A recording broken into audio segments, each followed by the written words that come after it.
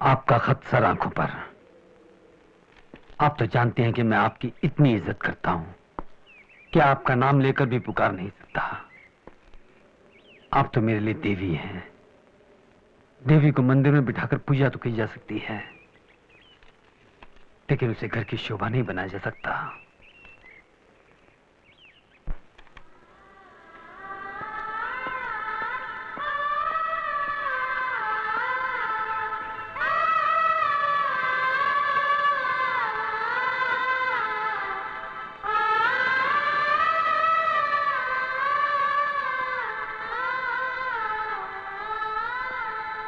Daddy daddy daddy daddy, आपने बताया नहीं, आप मुझे मेरा नाम लेके क्यों नहीं पुकारते?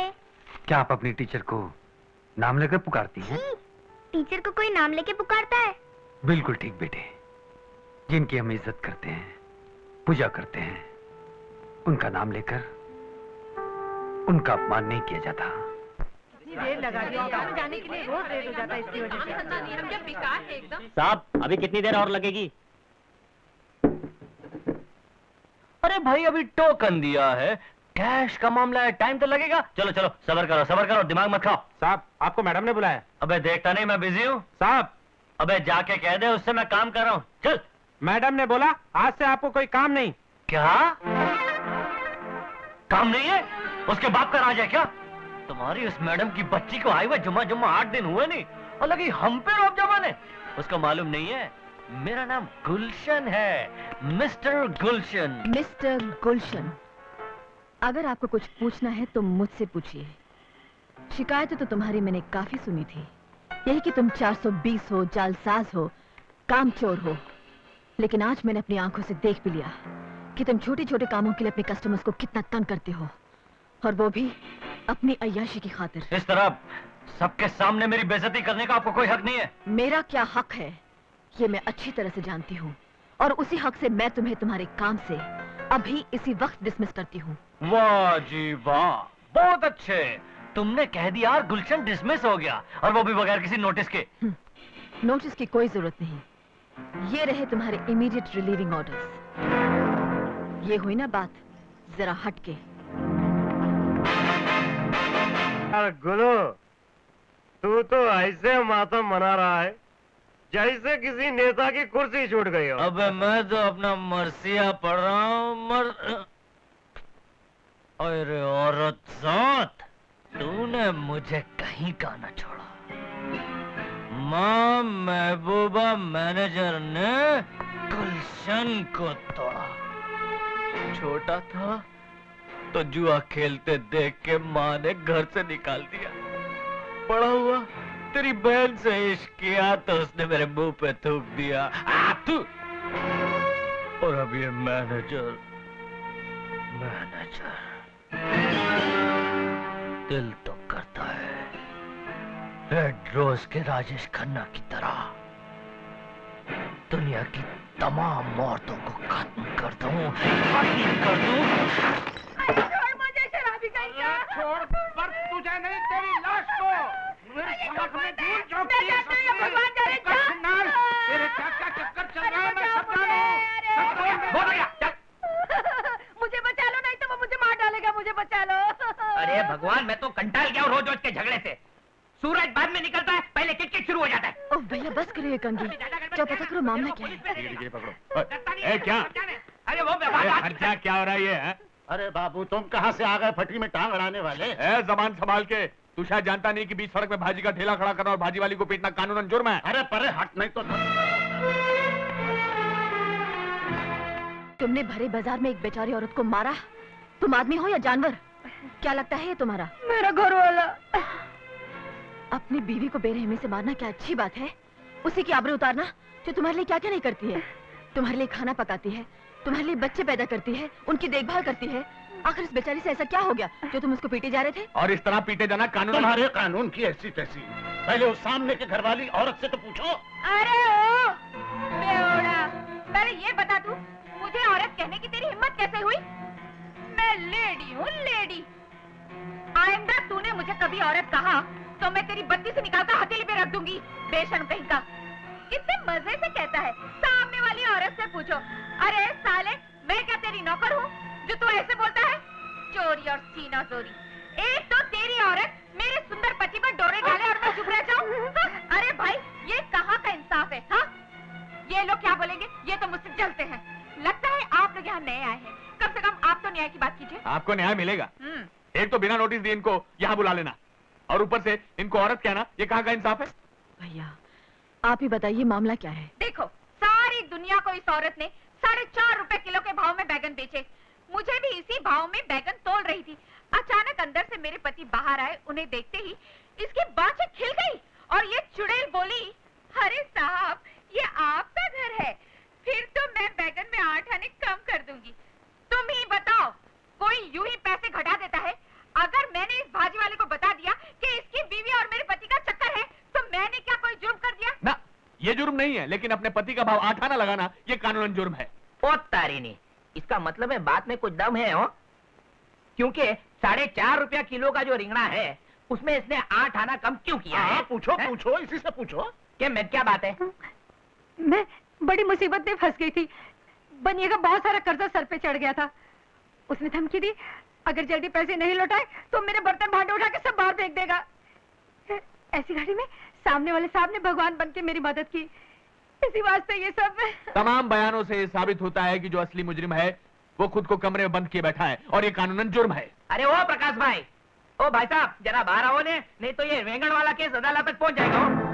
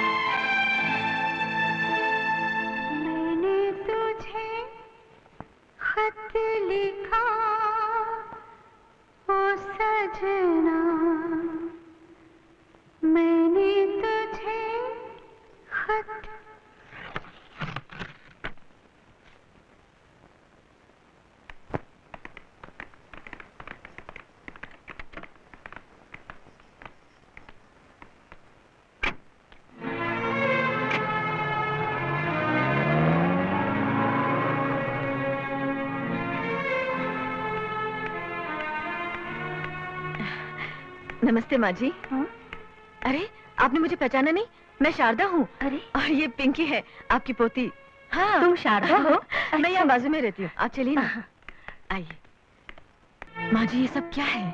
कहते हैं वक्त और तकदीर से जीतना बहुत मुश्किल होता है, लेकिन अपनी मेहनत और लगन से प्रकाश ने वो भी कर दिखाया।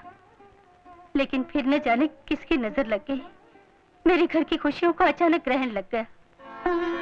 मैं समझी नहीं माँ जी। बहन भाई का प्यार तो तुमने खुद अपनी आंखों से देखा है।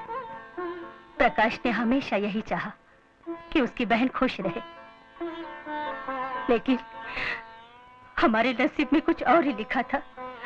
एक दिन पता चला कि ज्योति माँ बनने वाली है। कौन है वो? कौन है वो? कौन है?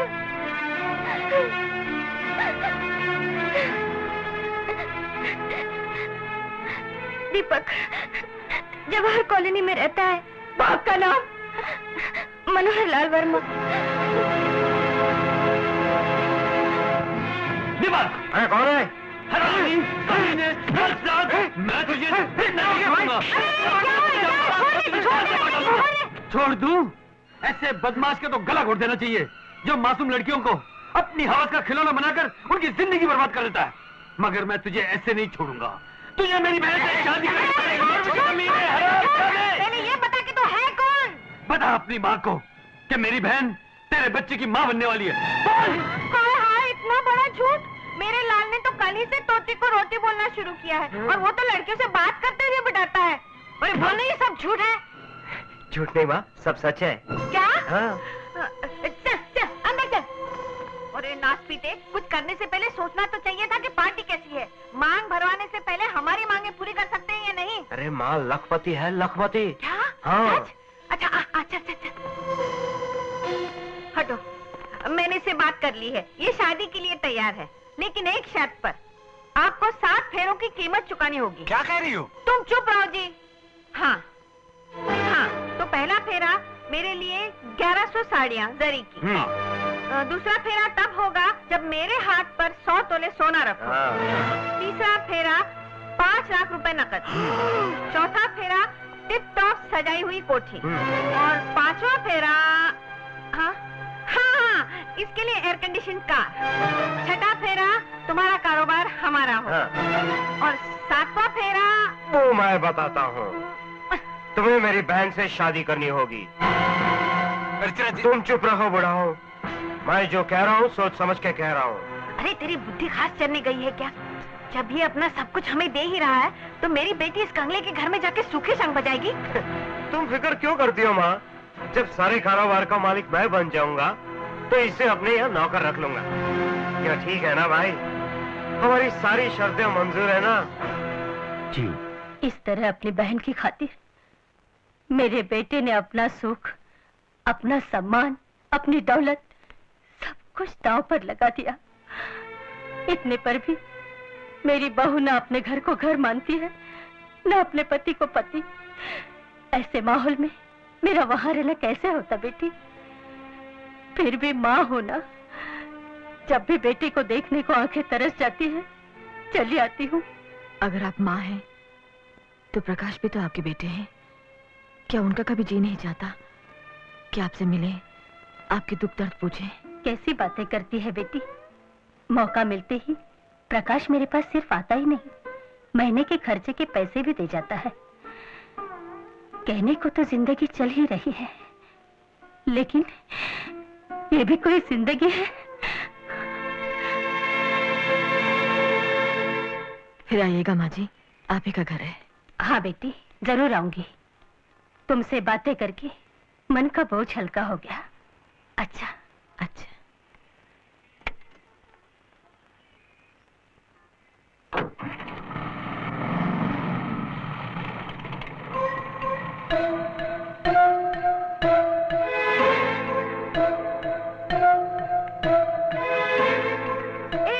जरा सुनो तो, इधर आना इधर। अभी अभी जो औरत टैक्सी में गई वो कौन थी? क्यों, क्या बात है? हाँ ऐसी कोई बात नहीं, मैं तो बस यूं ही पूछ रही थी कि जो औरत मेरे दरवाजे आई उसे तुम अपने घर ले गई, खाना वाना खिलाया, बड़े प्यार से विदा किया। मुझे ऐसा लगा कहीं वो तुम्हारी सास तो नहीं। अरे क्या बात करती हो? आजकल के जमाने में कोई बहू अपनी सास को पूछती भी है? मैं उनको अपने घर में लेके गई, उनकी खातिरदारी की, तो भला वो मेरी सास कैसे हो सकती है? लेकिन ये सब तुम मुझसे क्यों पूछ रहे हो? कहीं वो तुम्हारी सास तो नहीं? नहीं नहीं, ऐसी कोई जल्दी नहीं, अच्छी तरह सोच के जवाब देना। मैं घर में ही बैठी हूँ।